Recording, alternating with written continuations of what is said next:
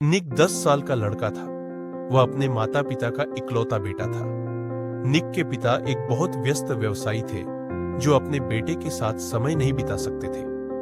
निक के सो जाने के बाद वह घर आ गया और निक के सुबह उठने से पहले ऑफिस रवाना हो गया।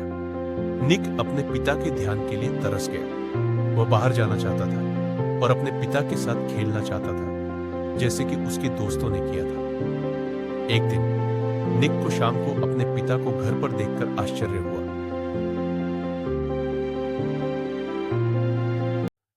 निक ने कहा, पाप, यह आपको घर पर देखने के लिए एक बड़ा आश्चर्य है।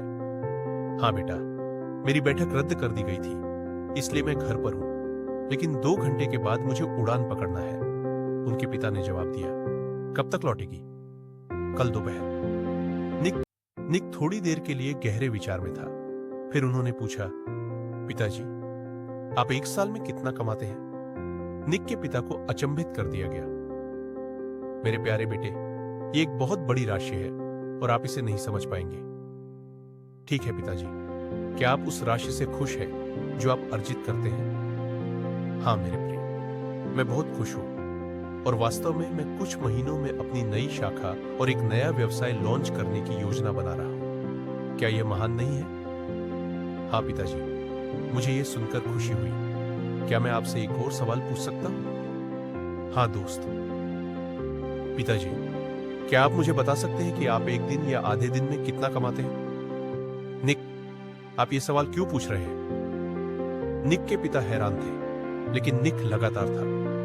कृपया मुझे जवाब दें। क्या आप मुझे बता सकते हैं कि आप 1 घंटे में कितना कमाते हैं? निक के पिता ने दिया और जवाब दिया, यह लगभग $25 प्रति घंटे होगा। निक अपने कमरे में ऊपर भाग गया और अपने पिग्गी बैंक के साथ नीचे आया, जिसमें उसकी बचत थी।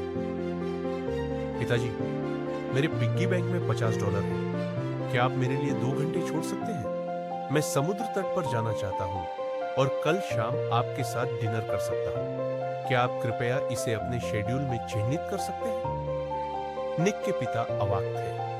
सबसे बड़ा उपहार एक माता पिता अपने बच्चे को समय दे सकते हैं, पैसा सब कुछ नहीं खरीद सकता।